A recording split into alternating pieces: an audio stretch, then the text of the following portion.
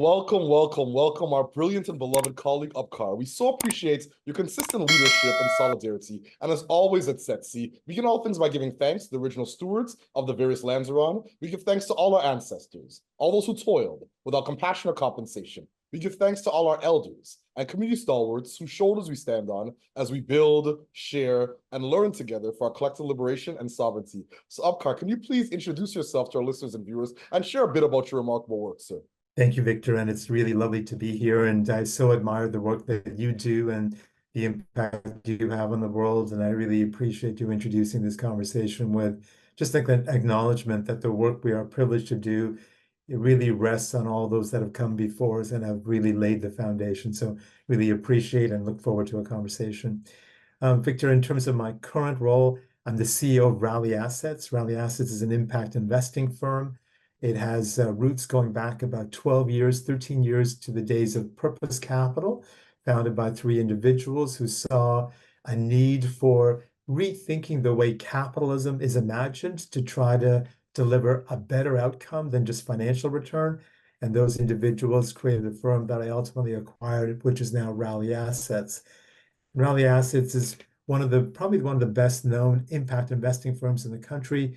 And I think one of the acknowledgments of that was last year when we were awarded one of the three mandates for the Social Finance Fund, which we can get into, which really strives to create systems change in the way that capital flows, how it flows, to whom it flows, and really try to achieve social equity outcomes.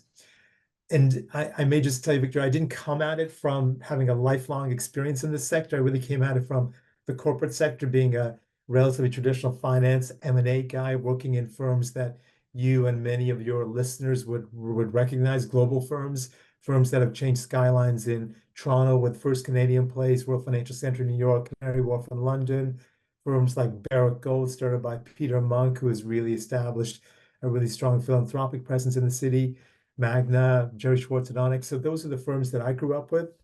My involvement in the impact space has been a little bit more recent, about 14 years ago when I started to make a shift into that area. So that's where we are today. We've got a great team of people. We work with great organizations like SETC and others, really trying to collaborate and do the work that we do. Incredible, sir. Always inspiring and clear, concise. And once again, I just really appreciate you sharing all that context in terms of your background and your journey in impact. So my next question is, what's inspiring you right now? What has you curious, or what's keeping you up at nights? Yeah, it's a good question, and we talk about that daily. I think maybe to answer the first part of your question, I think what's inspiring me is really the opportunity to be at a really critical inflection point where we have the potential to make really meaningful change, to avoid a really negative potential outcome, be that from a climate standpoint, but as much from a social standpoint in terms of where we sit in what we're experiencing and you're seeing as well, whether it's income and wealth inequality, whether it's racial justice issues, whether it's climate justice issues, but these are really, really phenomenal systemic global issues. And we can play a part in how we think about those and how we try to solve those in a way that delivers far more optimal or superior outcomes than the ones we've been delivering through reinforcement of the ways that we've been doing things in the past. So I think that's really exciting. And I think what's exciting for me personally is to think about where I am sitting and where I'm trying to play is how I can actually blend my historical experience, having some knowledge, expertise, and understanding of that world, but then really reorienting that to achieve a far different output and outcome, which is social impact or social benefit, as opposed to just a very pure financial return, which involves extraction of our planet and a very detrimental impact on those that don't have access to or opportunities or the opportunities to really be part and thrive in this system that we've created. So I think it's really a super opportune time to be involved in this space. And yet we've got this sort of cliff we're facing as it relates to the climate change we're experiencing and the implications of that, which is felt very unequally and disproportionately. And to be part of the change is sort of an inspiring and a great opportunity to be part of that. Indeed. Thank you so much. I really appreciate that. So perfect segue to my next question. When we talk about climates and some of the pervasive challenges that we're facing across the global landscape, what are some of the challenges and barriers you and your colleagues are working on, and what are some of the approaches you're taking to overcome some of these challenges and barriers? Yeah, Victor, it's actually it sounds like a simple question, but it's actually a really complicated question because I see it as really the challenges we're facing are, I'll call it the technical challenges, but the bigger challenges in my mind are not the technical challenges, they're the challenges of imagination, the challenges of willingness to collaborate, the challenges of letting go of those things we hold to be true and necessary, and thinking about how can we compost some of those approaches, those mindsets? How can we unlearn some of those things? How can we not perpetuate some of the beliefs that we have that are contributing to some of the problems we're seeing? So I see it as the technical challenges, which we can go through. And in our space, there's really, as it relates to impact investing, I could rhyme them off. There's a new report coming out that we've been part of that's going to be released next week that's going to reinforce these. But as it relates to impact investing, the technical challenges are, I'll start off with the basics. Does impact mean delivering concessionary returns? Can you do it across asset classes? Can you do it in size? Is the impact real? Is it measurable? And does it deliver the benefit that it's intended to deliver? So those are the technical challenges. But if I step back and just maybe unpack some of the other more fundamental challenges, what we're seeing is, our scarcity mindset that we come to these problems with has a problem. Our polarization and divisiveness about how you or I or others might see the world becomes really, really challenging and contributes to an unwillingness, perhaps, or an unwillingness to listen, to collaborate, to participate in a meaningful way. If we think about what's in it for us versus what's the benefit for the system, there's a quote that you probably know that goes something like, Nero fiddles while Rome burns. And so while we're, sort of nibbling at the edges, worrying about what's in it for us and how do we achieve this for ourselves to get benefit for ourselves, whether that's driven by, various reasons, we've got a fundamental problem outside of our, inner universe. So I think those are the challenges that I see. And then in Canada, I'd say, and Victor, you've probably seen some of this in your work, but there's a high risk aversion. There's a lot of talk happening about intentionality and commitments and promises and desires.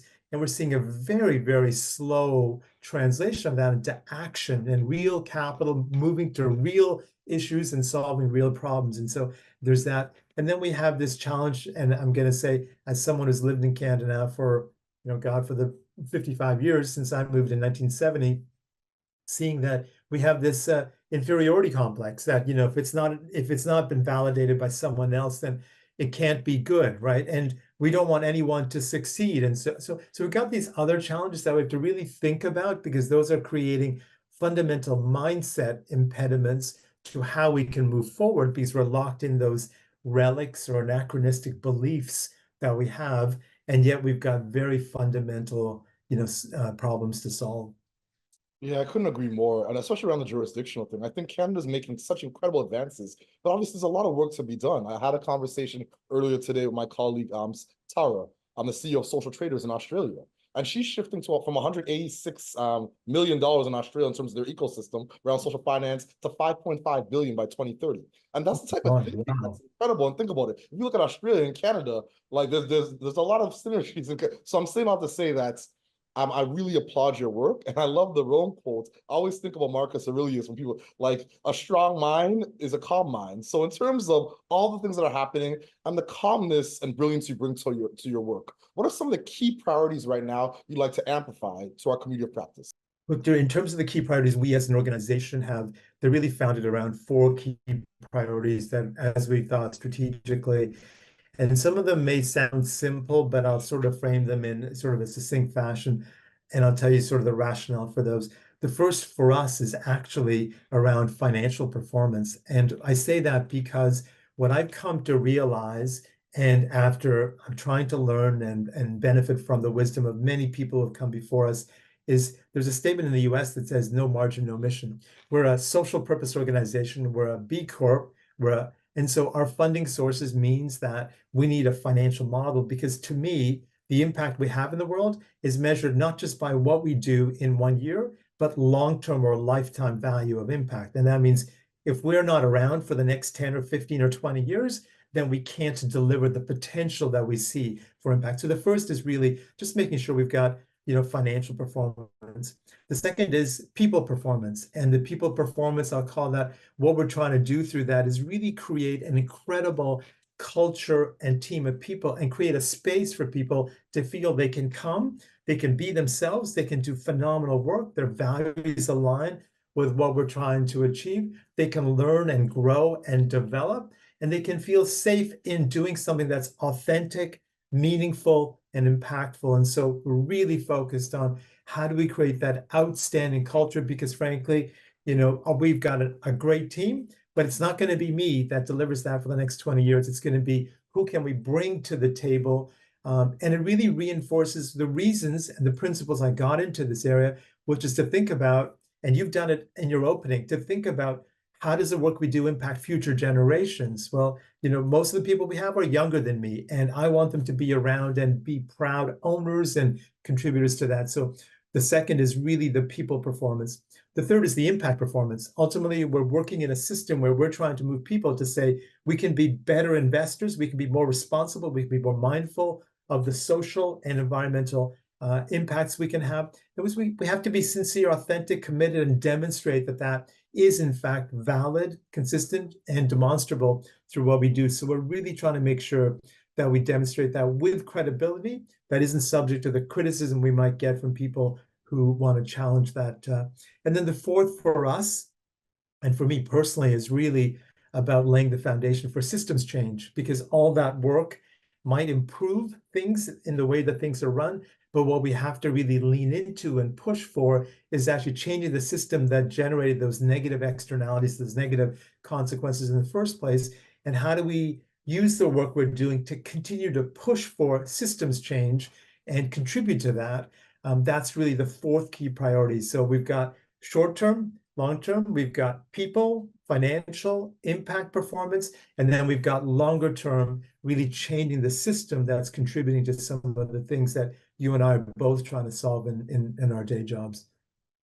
Incredible. And I love the way everything you shared around systemic transformation and future proofing all aligned with our future generations. And one of my favorite proverbs of all time is from Mali, and it talks about the only thing more important than your children is your children's children. So I think a lot of times we have to have that deep intergenerational and generational thinking in terms of these pervasive challenges. So once again, I applaud your leadership and your candor. So my second last question is, what is your ultimate goal? And what does success look like and feel like to you and your colleagues? Yeah, it's a really good question, and one we have, and actually I was just having this conversation with Kelly Gauthier, our president, who's one of our outstanding leaders, who you've interviewed as well. And we were having that conversation, and we were talking about, and again, these are conversations I know you have every day. We were talking about really the separation of the work we do with the impact we're seeking to have, right? And so when we think about success, I might think about it sort of in three ways. There's an element to me of the individual aspect of that.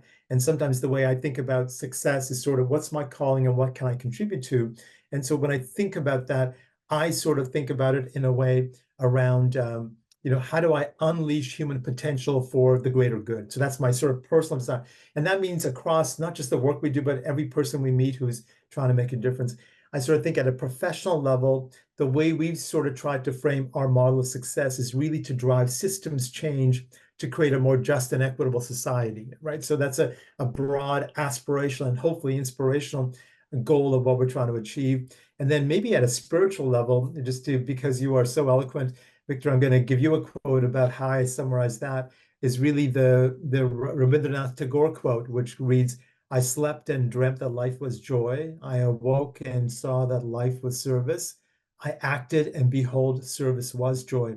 And to me, that really is about serving humanity in a way that leaves it better than I entered it, if I think about it from a spiritual or longer term. So really, what does success look like for us?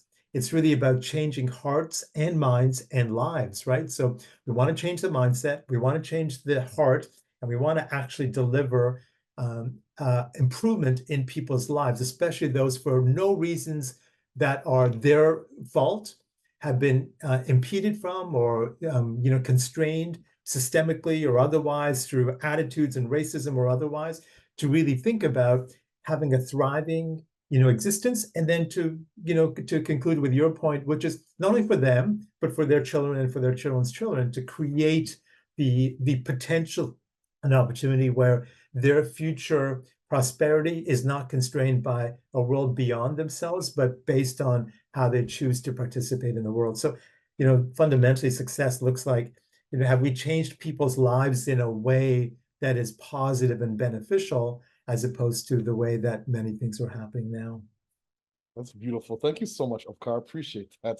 All the actionable insights, and once again, the deep introspection you bring to this work. So my last question, do you have any closing thoughts or calls to action for our listeners and our viewers? Victor, I just emerged or came back from a 2-week sort of personal retreat / leadership focus at Banff a couple of weeks ago.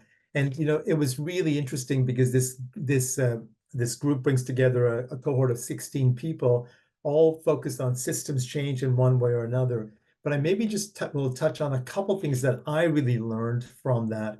And there was a line that they used in the materials and in the conversations that said something that was that said, hold your certainties lightly.